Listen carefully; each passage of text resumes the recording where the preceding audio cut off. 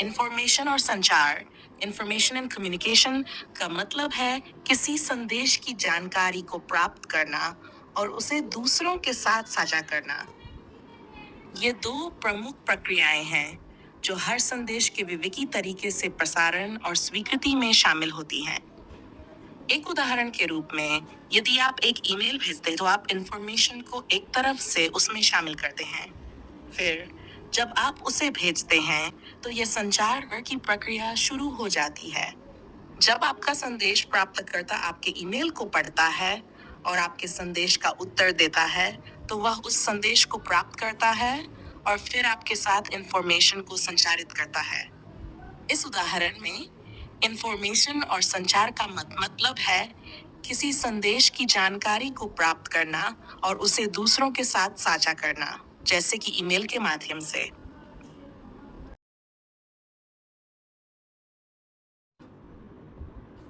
Interactive उपकरण, interactive tools, विभिन्न platforms द्वारा प्रदान की जाने वाली वेब आधारित सेवाएं हैं जो विभिन्न उद्देश्यों के लिए उपयोग की जाती हैं। इनमें सहयोग, संचार और सहयोगी शिक्षा का शामिल हो सकता है। ये उपकरण व्यक्तिगत और व्यापारिक उद्देश्यों के लिए उपयोगी होते हैं। 1. Microsoft teams. यह एक ऑनलाइन कार्यालय सहयोग उपकरण है जो उपयोगकर्ताओं को टीम के साथ काम करने और संचार करने की अनुमति देता है। ये वीडियो कॉलिंग, चैट और फाइल साझा करने की सुविधा प्रदान करता है। गूगल क्लासरूम यह एक शिक्षा उपकरण है जो शिक्षकों को वीडियो कक्षाएं बनाने, विद्यार्थियों को काम जमा करने के लिए टूल्स प्रदान करने और विद्यार्थियों के साथ संवाद करने की अनुमति देता है। 3. लिंक्डइन। यह एक पेशेवर सामुदायिक नेटवर्किंग साइट है जो उपयोगकर्ताओं को अपने करियर विकास और नौकरी के अवसरों को ढूंढने में मदद करता है। यह उपकरण उपयोगकर्ताओं को अन्य पेशेवरों से संपर्क करने और विभिन्न विषयों पर सीखने की सुविधा प्रदान करता है। इन उपकरणों के माध्यम से उपयोगकर्ता सहयोग, संचार और शिक्षा में विभिन्न तरीकों से सक्रिय हो सकते हैं। ये उपकरण विभिन्न स्थितियों में लोगों को जोड़ने और सहयोग करने में मदद कर सकते हैं।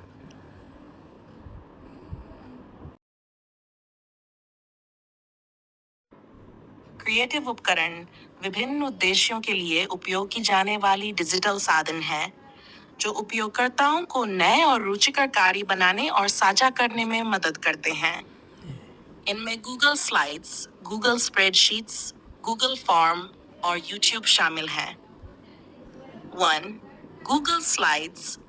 यह एक वेब आधारित प्रेजेंटेशन टूल है जो उपयोगकर्ताओं को प्रोफेशनल और एकीकृत प्रेजेंटेशन बनाने के लिए सुविधा प्रदान करता है। इसके माध्यम से आप अपने प्रेजेंटेशन में टेक्स्ट, छवियां और वीडियो शामिल कर सकते हैं। 2. Google spreadsheets. ये एक ऑनलाइन स्प्रेडशीट टूल है जिसका उपयोग डेटा संग्रहित करने, संशोधित करने और साझा करने के लिए किया जाता है। इसके फॉर्मूलों और फंक्शन की सहायता से आप डेटा को विश्लेषित कर सकते हैं। 3. Google forms. यह एक ऑनलाइन सर्वेक्षण और प्रश्नोत्तरी टूल है जिसका उपयोग विभिन्न प्रकार के सर्वेक्षण और फीडबैक फॉर्म बनाने के लिए किया जाता है। सार। यूट्यूब। यह एक ऑनलाइन वीडियो साझा करने की सेवा है जिसमें उपयोगकर्ता वीडियो देख सकते हैं, अपलोड कर सकते हैं और अपनी क्रिएटिविटी को साझा कर सकते हैं। इन उपकरणों का उपयोग क्रिएटिव और प्रभावी सामग्री बनाने के लिए किया जाता है जिससे उपयोगकर्ताओं को नए और रुचिकर कार्य बनाने में मदद मिलती है।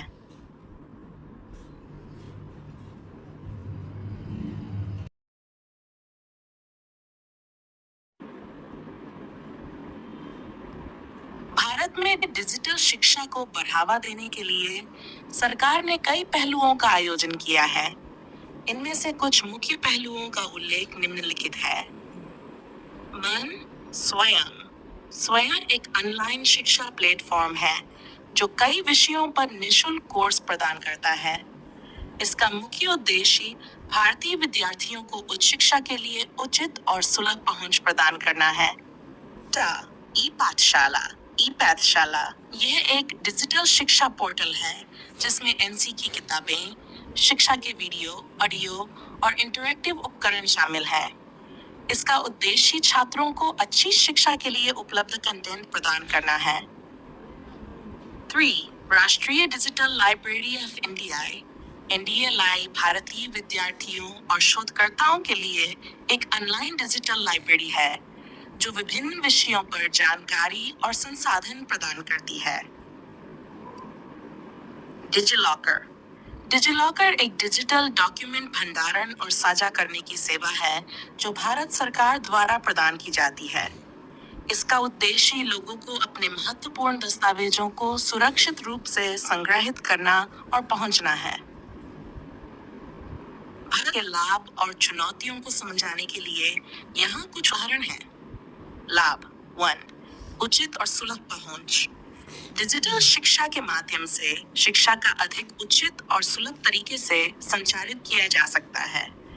छात्र अपनी शैक्षिक आवश्यकताओं के अनुसार ऑनलाइन कोर्स का चयन कर सकते हैं।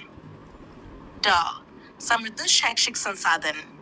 डिजिटल शिक्षा से छात्रों को विशेषज्ञता और उच्च स्तर के शैक्षिक संसाधनों तक पहुंच मिलती है, जैसे कि वीडियो, ऑडियो और ऑनलाइन पुस्तकें।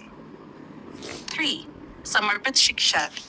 डिजिटल शिक्षा में शिक्षक छात्रों के लिए अधिक समर्पित हो सकते हैं और उन्हें अधिक व्यापक धाराओं पहुंचा सकते हैं। चुनौतियां। 1. डिजिटल विभाजन। डिजिटल शिक्षा के उपयोग में अभावित क्षेत्रों में डिजिटल विभाजन की संभावना होती है, जिससे जातिवाद, आर्थिक संकट और उचित सुविधाओं की अभाव का सामना करना पड़ सकता है। 2. शैक्षिक गुणवत्ता का विपरीत प्रभाव। कुछ छात्रों के लिए डिजिटल शिक्षा का उपयोग करने की क्षमता का अभाव हो सकता है, जिससे उनकी शैक्षिक गुणवत्ता पर नकारात्मक प्रभाव पड़ सकता है। सुरक्षा और गोपनीयता की समस्याएं। डिजिटल शिक्षा के माध्यम से सुरक्षा और गोपनीयता की समस्याएं भी उत्पन्न हो सकती हैं, खासकर जब बच्चे ऑनलाइन सामग्री का उपयोग कर रहे होते हैं।